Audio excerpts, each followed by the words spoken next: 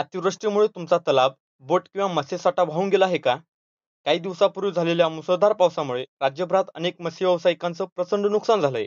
पण आता काळजी करू नका, कारण महाराष्ट्र शासन देणार आहे थेट रुपये 15,000 पर्यंत मदत आणि ती रक्कम मिळणार आहे सरळ तुमच्या बँक खात्यात, तेही डीबीटीद्वारे. नमस्कार मित्रांनो, मी ज्ञानेश्वर आणि तुम्ही पाहतात आपली सेस यूट्यूब चॅनल.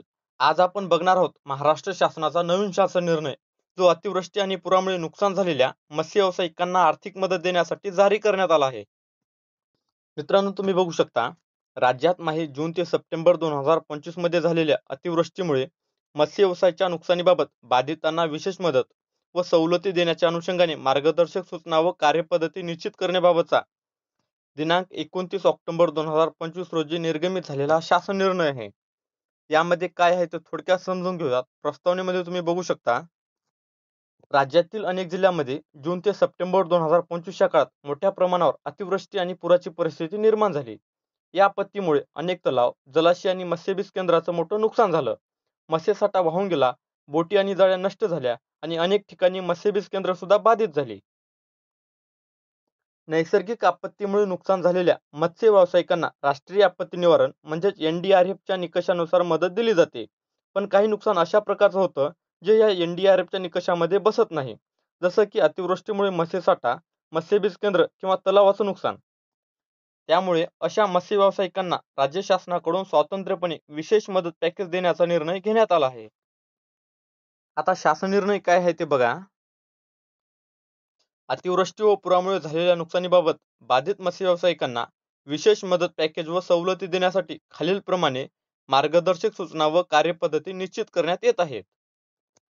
वाचा क्रमांक 2 मधील शासन निर्णयानुसार राष्ट्रीय आपत्ती निवारण निधी म्हणजेच NDRF अंतर्गत मत्स्य व्यवसायासाठी संबंधित मदतीचे दर शासनाने ठरवले आहेत.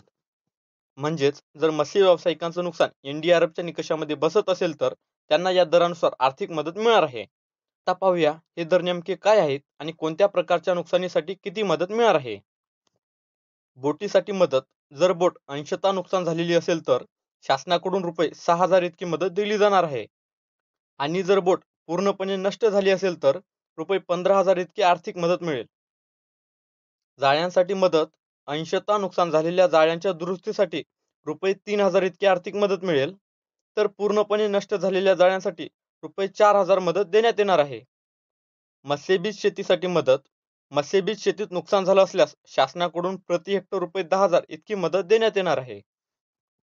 आता पाहूया जे नुकसान NDRFच्या निकषामध्ये बसत नाही, पण अतिवृष्टीमुळे अनेक मत्स्य व्यावसायिकांचं मोठं नुकसान झालं आहे. त्यासाठी राज्य शासनानं नुकसान भरपाईचे दर ठरवले आहेत. या दरानुसार मत्स्य साठाच्या नुकसानीसाठी शासनाकडून प्रति किलो रुपये 60 इतकी मदत देण्यात येणार आहे.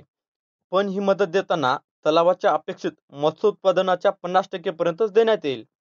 म्हणजे जर तलावात एकूण मत्स्योत्पादन 1000 किलो अपेक्षित असेल तर त्याच्या निम्म्या म्हणजे 500 किलो पर्यंतच्याच नुकसानीवर रुपये 60 प्रति किलो या दराने मदत मिळणार आहे. जर मत्स्यबीज केंद्राचं नुकसान झाले असेल तर त्या ठिकाणचा आढावा आयुक्त मत्स्य व्यवसाय विभाग यांच्या मार्फत घेण्यात येईल. त्यानंतर ते नुकसान भरपाईचा प्रस्ताव शासनाकडे पाठवतील आणि शासनाची मान्यता मिळाल्यानंतर पुढची कार्यवाही केली जाईल. म्हणजेच मत्स्यबीज केंद्राचं नुकसान झालं असं सांगून थेट मदत मिळणार नाही. आधी तपासणी होईल, अहवाल तयार होईल आणि मगच शासनाकडून मदत मिळेल. वरील दरानुसार मदत देताना काही अटी आणि नियम शासनाने ठरवले आहेत. म्हणजेच ही मदत देताना कोणती प्रक्रिया पाळायची आणि कोण पात्र ठरणार हे सगळं या GR मध्ये स्पष्ट सांगितलं आहे.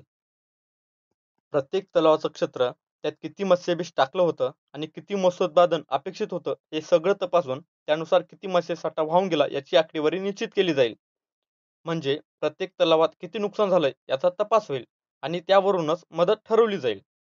आणि या GR नुसार ज्यांना अतिवृष्टी किंवा पुरामुळे नुकसान भरपाई मिळाली आहे त्या लाभार्थ्यांना तलाव ठेवण्याची मुदत वाढवून दिली जाणार नाही. मत्स्यसाठ्याचं नुकसान ठरवताना काही गोष्टींचा विचार केला जाणार आहे. जसं की मागच्या वेळी तलावात किती पाणी होतं, सध्या तलाव कोरडा आहे का, किंवा अतिवृष्टीमुळे तलावाला मुदतवाढ दिली गेली आहे का, या सगळ्या बाबीचा आढावा घेऊनच नुकसानीची आकडेवारी निश्चित केली जाणार आहे. तसेच अतिवृष्टीमुळे तलावाचं किती पाणी वाहून गेलं, सांडव्याची उंची किती होती आणि पाणी वाहण्याचा कालावधी किती होता, या सगळ्या गोष्टीचा सुद्धा तपशीलवार आढावा घेतला जाणार आहे. तसेच जर अतिवृष्टीमुळे जलाशयाची गेट्स उघडावी लागली असतील तर त्या गेटची उंची किती होती आणि गेट किती काळ उघडं ठेवलं होतं याचाही सविस्तर आढावा घेतला जाणार आहे. तसेच तलावात संस्थेनं किंवा ठेकेदारानं खरंच मत्स्यबीज टाकलं आहे का हे पंचनाम्याद्वारे नीट तपासलं जाणार आहे. त्याचबरोबर मत्स्यबीज खरेदीच्या पावत्या आणि पुरावे पाहून त्याची खात्री करून घेतली जाणार आहे. बोटी खरंच खरेदी केल्या आहेत का हेही तपासलं जाणार आहे. यासाठी जीएसटी असलेली बोटी खरेदीची पावती पाहून त्याची खातरजमा केली जाणार आहे. याचबरोबर जाळी खरेदी केल्याचा पुरावा म्हणून जीएसटी असलेली पावती तपासली जाईल आणि त्या पावतीच्या आधारे खरेदीची खात्री करून घेतली जाणार आहे. तसंच तलावातून मागील वर्षी किती मत्स्योत्पादन अपेक्षित होतं आणि प्रत्यक्षात किती मासे पकडले गेले याची सुद्धा तपासणी केली जाणार आहे. तसेच मासेमारीचा मासिक अहवाल सुद्धा तपासून त्याची खातरजमा केली जाणार आहे.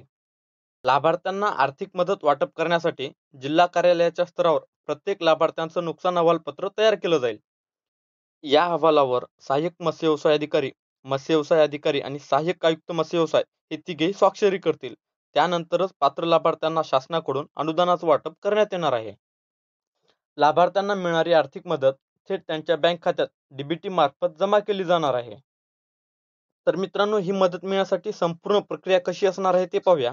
सर्वप्रथम पंचनामा करण्यात येणार आहे.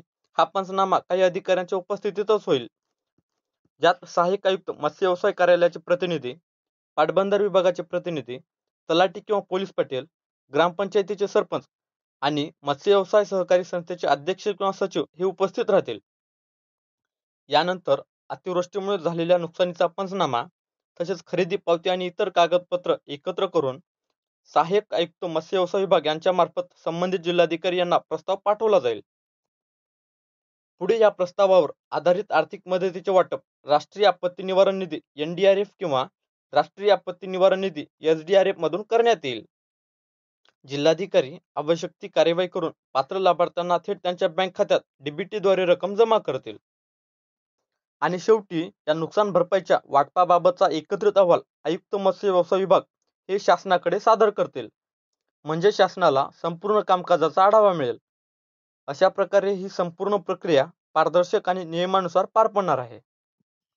तर मित्रांनो, हा होता महाराष्ट्र शासनाचा नवीन शासन निर्णय, ज्यामध्ये अतिवृष्टी आणि पुरामुळे नुकसान झालेल्या मत्स्य व्यावसायिकांसाठी शासनाने विशेष मदत पॅकेज आणि निधी मंजूर केला आहे.